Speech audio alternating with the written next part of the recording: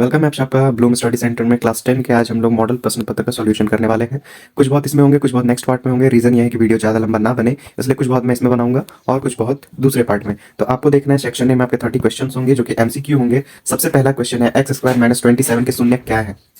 तो शून्य निकालने का मैंने आपको सिखा दिया इससे पिछले वाले पार्ट में, वहां आप जाकर के उस वीडियो को देख सकते हैं। नेक्स्ट हमारा किसी बहुपद का ग्राफ एक्स अक्ष को 3 बार प्रतिच्छेद करता है तो इसमें कितने शून्य होंगे। तो ये वेरी इंपॉर्टेंट क्वेश्चन है, ये लिख करके देगा या तो ग्राफ बना के देगा। कुछ इस तरह से ग्राफ होंगे, उसमें क्या बोल रहा है, एक्स अक्ष को 3 बिंदु पर प्रतिच्छेद करता है। कुछ इस तरह से 3 बिंदु पर प्रतिच्छेद करता है। इट मीन जितने बार प्रतिच्छेद करता है उतना शून्यक होता है। तो कितने शून्यक होंगे इसमें, 3 बार प्रतिच्छेद किया है तो 3 शून्यक होंगे। अगर 4 बार किया होता तो 4 शून्यक होते। तो उसको हम इस तरह से देख सकते हैं, अगर लिखा हुआ तो ऐसा आएगा और ग्राफ हो तो कुछ इस तरह से आएगा और उसमें इस तरह से लिखा रहेगा कि इसमें कितने शून्यक होंगे एक्स अक्ष के। तो एक्स को जितने बार प्रतिच्छेद करता है उतना शून्यक होता है। ये रहा दूसरा नंबर। तीसरा देखते हैं, बोल रहा है दो परिमेय संख्याओं के बीच कितनी परिमेय संख्या हो सकती है। दो परिमेय संख्या के बीच कितनी परिमेय संख्या हो सकती है, तो अनंत हो सकती है। जितना हम उसको तोड़ेंगे उतना परिमेय संख्या निकलेगा, अनंत हो सकता है ना। दो क्रमिक सम संख्याओं का एचसीएफ क्या होता है, 2 होता है। इसको आप रट लीजिए, दो क्रमिक सम संख्याओं का एचसीएफ क्या होगा, हमेशा 2 होगा। और दो क्रमिक विषम संख्याओं का हमेशा क्या हो जाएगा, 1 हो जाएगा। इसको आप लिख लीजिए, सम का तो हमेशा 2 होता है, लेकिन अगर विषम हो तो हमेशा 1 होता है। नेक्स्ट क्वेश्चन है, दो चरों एक्स वाई में समीकरण एक्स वाई में रैखिक समीकरण A X plus B Y plus C is equal to 0 कितने अधिकतम हल संभव है। तो जितने बार हम लोग एक्स का मान अलग करेंगे उतने बार वाई का मान भी अलग आएगा, इसलिए इसका जो हल होगा वो लिमिट नहीं है। जब जब चेंज करो तब तब चेंज होगा, अनगिनत हो जाएगा। ओके, नेक्स्ट देखते हैं, छठवां नंबर है असंगत समीकरण युग्म द्वारा निरूपित रेखाएं कैसी होती है। तो इसको और क्वेश्चन नंबर हमारा 7, इन दोनों को मैं अभी आपको सॉल्यूशन करके दिखाता हूं। क्वेश्चन देखा था, उसका सॉल्यूशन हम यहाँ पर मैं कुछ इस तरह से करने वाले हैं। जैसे कि जब भी ऐसा कंडीशन हो कि a1 और a2 p1 और b2 के बराबर ना हो, ठीक है, कट का साइन लग जाए, दोनों इक्वल ना हो, तो वो क्या होता है, कौन सी रेखा बनती है, प्रतिच्छेदी रेखा बनती है।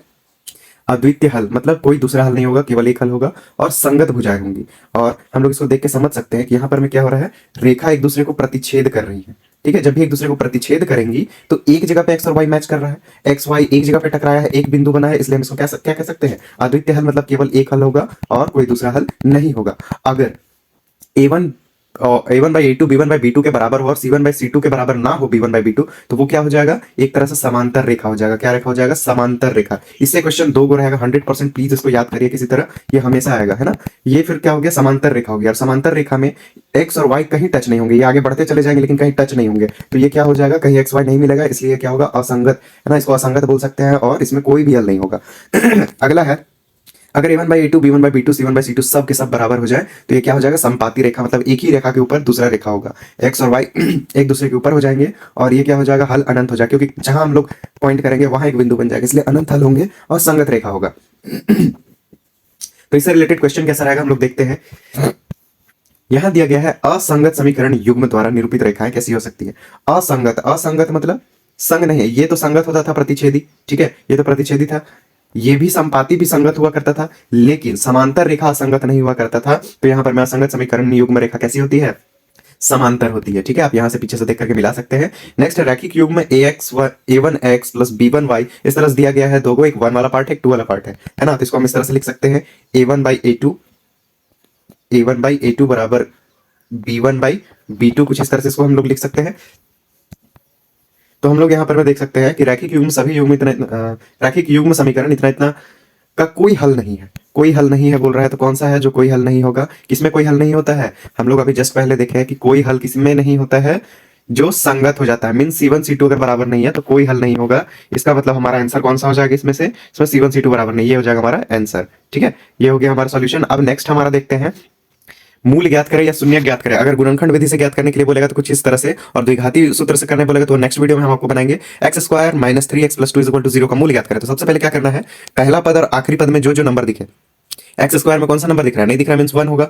1 को और इधर 2 को, दोनों को गुना करना है। 1 2 जा कितना हो जाएगा, 2 हो जाएगा। ओके, 1 2 जा कितना हो गया, 2। शुरू का पद का जो गुणांक होगा, जिस चर का जो गुणांक होगा और यहाँ पर में जो गुणांक होगा, उन दोनों को निकाल करके गुना करेंगे। 1 2 2 आ गया, और यहाँ पर में क्या करना है, जो बीच में माइनस 3x है ना, इतना बनाना है इसका गुणनखंड करके। तो इसको 2 1 2 लिख सकते हैं, गुणनखंड कर दिए, है ना, भाज्य गुणनखंड। अब यहाँ पर मैं देखो, इसको 2 और 1 को ऐसा जोड़ना है या घटाना है कि माइनस 3x आ जाए। तो माइनस 3x लाने के लिए क्या करेंगे, minus 2x plus minus 1x लिख दे तो आ जाएगा। 1 2 कितना हो जाएगा, माइनस माइनस होता है प्लस, इसलिए 2 और 1 हो जाएगा 3, और x 3x, और बड़ा संख्या 2 है तो सही लगा माइनस का, माइनस 3x। तो इसको हम तोड़ करके किस तरह से लिख सकते हैं, तो हम इसको लिखेंगे गुणनखंड करने के बाद x स्क्वायर जो है मेरा एक्स स्क्वायर वही रहेगा, बस यहाँ -3x को तोड़ देंगे -2x + 1x, मतलब इन दोनों को गुना करके ऐसा तोड़ो कि बीच वाला बन सके, है ना। इसको हम लोग 4 पद में करने के लिए ऐसा करते हैं।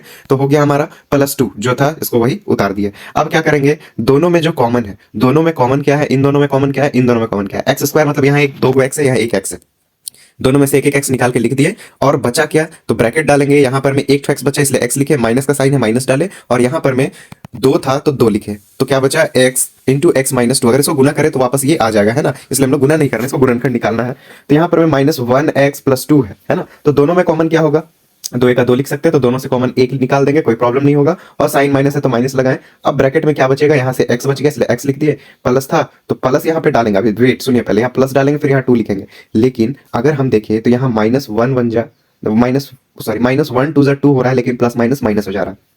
उल्टा जब चलेंगे तो ये उल्टा हो जा रहा है, इसलिए यहाँ पे हम लोग को खुद से क्या करना होगा, माइनस का साइन लगाना होगा, ताकि 1 2 2 हो और माइनस माइनस प्लस हो जाए। ठीक है, तो खुद से डालना पड़ा, और दोनों देखो अब बराबर हो गया माइनस माइनस डालने के बाद। तो दोनों के बदले एक लिखे x -2, और जो बाहर था x -1 उसको बाहर लिखे। अब जब हमारा इतना आ जाता है तो हम उसको 2 पार्ट में कर देते हैं। x -1 बराबर 0 करेंगे, x -2 बराबर 0 करेंगे, एक्स को इधर ही छोड़ेंगे, -1 को उधर ले जाएंगे, साइन बदल गया तो यहाँ प्लस हो जाएगा, एक्स को इधर ही रखेंगे, -2 को उधर ले जाएंगे बराबर के, तो साइन बदल जाएगा तो +2 हो जाएगा। तो हमारा 2 शून्य का है कौन कौन सा, 2 और 1। क्वेश्चन में आप देख लेना, जहां जहां जो था उस पर टिक मार देना। ठीक है, ये आपका मूल ज्ञात करें, और इधर अभ्यास के लिए आपका जितना इंपॉर्टेंट क्वेश्चन है सब यहाँ पे लिखा हुआ है, ज्यादातर चांसेस एग्जाम में यहीं से पूछे। तो इन सबको एक एक करके बारी बारी से बना बना के प्रैक्टिस कीजिए।